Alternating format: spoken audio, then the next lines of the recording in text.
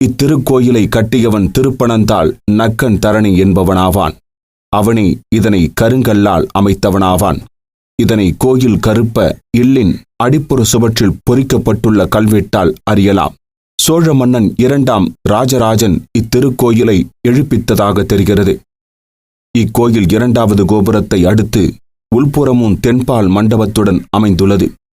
தீர்த்தங்கள்: பிரம்ம தீர்த்தம், ஐராவத தீர்த்தம், தாடகை தீர்த்தம், விஷ்ணு தீர்த்தம், சூரிய தீர்த்தம், சந்திர தீர்த்தம், ஆதிசேட தீர்த்தம், அரித்வச தீர்த்தம், நாகக்கண்ணி தீர்த்தம், தர்மசேன தீர்த்தம், கூப தீர்த்தம், மன்னியாறு முதலிய பல தீர்த்தங்கள் ஆலயத்தின் உள்ளும் புறமும் இருக்கின்றன.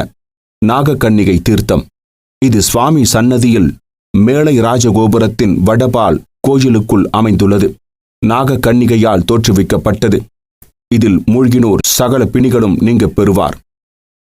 கல்வெட்டுகளில் இறைவன் பெயர் திருத்தாடகை ஈசரத்து மகாதேவர் திருத்தாடகேச்சரமுடையா நாயனார் என வழங்கப்படுகிறது.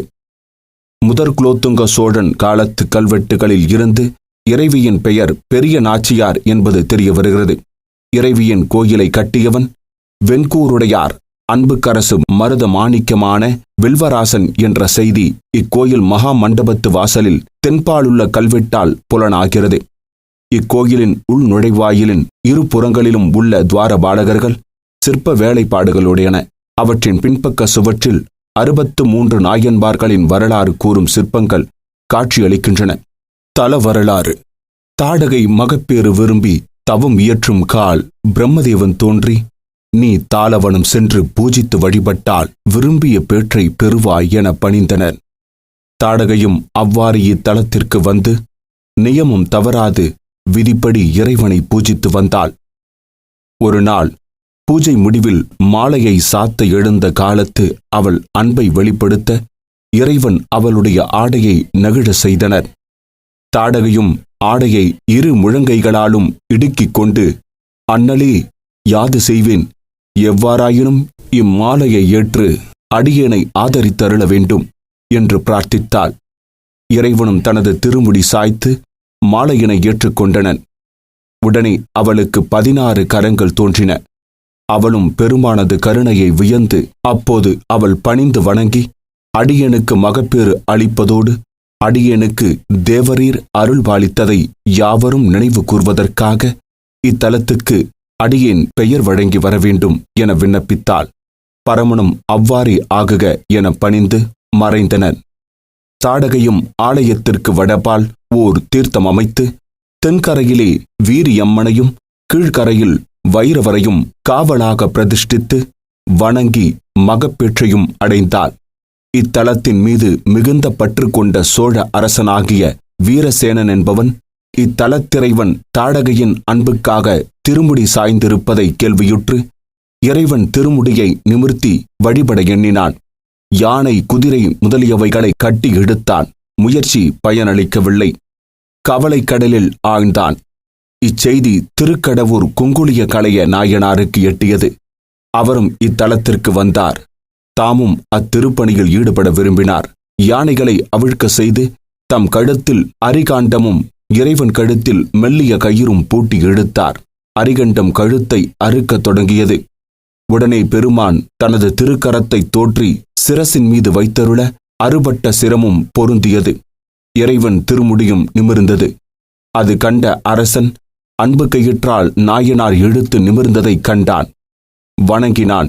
தன்னுடைய முயற்சிக்கு தலை நிமிராது குங்குளிய நாயனார் அன்புக்கு தலை நிமிர்ந்த இறைவனின் செயல் கண்ட சோழ மன்னன் மனம் வருத்தமடைந்ததாகவும் அதனால் செஞ்சடையப்பரை வழிபடுதலை தவிர்த்து திருப்பனந்தாளின் மேற்கே ஒரு இடத்தில் இதே போன்று ஒரு பெருஞ்சிவாலயத்தை எழுப்பி வழிபட்டதாகவும் ஒரு செவிவழி கதை வழங்கி வருகிறது. பிற்காலத்தில் ஏற்பட்ட மண் மாறியால் அச்சிவாலயம் அழிந்ததாகவும் கூறப்படுகிறது. குறிப்பு: இந்த கதைக்கு சேக்கிழார் பெரிய புராணத்தில் ஆதரவு இல்லை. ஆலயத்திற்கு தென்மேற்கு மூலையில் ஊருடையப்பர் கோயில் இருக்கிறது. மேலும் ஐயனார், மாரியம்மன் முதலிய தெய்வங்களுக்கும் சிறு சிறு கோயில்கள் இருக்கின்றன. ஊருடையப்பர் ஆலயம் பிரம்மதேவன் வழிபட்டது. இது பிரம்மனால் அலங்கரிக்கப்பட்ட அலங்காரங்களை அகற்றிவிட்டு சாப விமோச்சனத்தை விரும்பிய ஐராவதம் வழிபட்டு வந்து அதனை கண்டு கலக்கமுற்றான் பிரம்மன். திருமாலை குறித்து தவம் இயற்றி அவன் அருளால் சிங்க முகத்துடன் இம்மாடாக கோயிலை அமைத்து வழிபட்டு வேண்டியன் பெற்றான். இந்த ஐதீகத்தில் இதன் மேற்கில் விஷ்ணு ஆலயம் ஒன்று அமைந்திருக்கிறது. ஊருடையப்பர் திருக்கோயில் தருமபுர ஆதீனத்தாரால் நிர்வகிக்கப்படுகிறது. காரண காமிக ஆகமப்படி 6 கால பூஜைகள் நாள்தோறும் நடைபெறுகின்றன. சித்திரை மாதத்தில் பிரம்மோற்சவம் நடைபெறுகிறது. கந்த சஷ்டி, ஆடிப்பூரம், நவராத்திரி முதலிய விழாக்களும் நடத்தப்பெறுகின்றன. பிரம்மன், திருமால், இந்திரன், ஐராவதம், அகத்தியர், சந்திரன், சூரியன், ஆதிசேஷன், நாகக்கன்னிகை, தர்மசேனன், யஞகுப்தன், தாடகை, குங்குலிய கலைய நாயனார், சங்குகண்ணன், நாகுண்ணன் முதலியோர் பலரும் வழிபட்டு பேறு பெற்றார்கள். சுவாமி விமான பிரணவ வடிவில் 3 ஸ்தூபிகளுடன் விளங்குகிறது. 16 கால் மண்டபத்தில் தாடகைக்காக பெருமான் வளைந்து கொடுத்ததும் குங்குலிய கலைய நாயனார் பெருமானின் வளைவை நிமிர்த்தியதும் ஆகிய சிற்பங்கள் உள்ளன. இத்தலத்தில்தான் குமரகுருபர் சுவாமிகள் நிறுவியுள்ள ஸ்ரீ காசி மடம் உள்ளது. திருப்பனந்தாளில் வாழ்ந்த நக்கன் தரணி என்பவனால் இக்கோயில் கருங்கல்லால் கட்டப்பட்டது. இக்கோயிலின் 2ஆம் பிரகாரத்தில் மேற்கு கோபுரத்தின் தென்பால் குங்குலிய கலையா நாயனாரின் கோயில் உள்ளது. இந்நாயனாரின் மனைவியின் பெயர் நீலாயி என்று கல்வெட்டு கூறுகிறது. கால சர்ப்ப தோஷம் எப்படிப்பட்டது தெரியுமா? ஒரு ஊரில் பெரிய தனவந்தன் ஒருவன் இருந்தான். அவன் ஒரு லட்சாதிபதி. ஆஸ்திகளுக்கு பஞ்சமில்லாமல் இருந்தான். அவனிடத்தில் எப்போதும் தர்ம சிந்தனை கூடிக்கொண்டிருந்தது. தன்னை நாடி வந்தவர்களுக்கெல்லாம் அள்ளி அள்ளி கொடுக்கக்கூடிய வள்ளல் தன்மை படைத்தவனாக இருந்தான். கொடுத்தால் செல்வம் குறையத்தானே செய்யும். காலப்போக்கில் அவன் கையில் இருந்த பொருட்கள் கரைந்தன. இருந்தாலும் அவன் அறச்செயல்களை நிறுத்த விரும்பவில்லை. நிலப்புலன்களை விற்றான். வண்டி வாகனங்களையும் விற்றான். விற்ற பொருளால் தான தர்மங்களை செய்தான். ஊரில் இருந்த கோயில் குளங்களுக்கு திருப்பணிகளை செய்தான். காலப்போக்கில் அவனிடம் இருந்த எல்லா பொருட்களையும் விற்க வேண்டியதாயிற்று.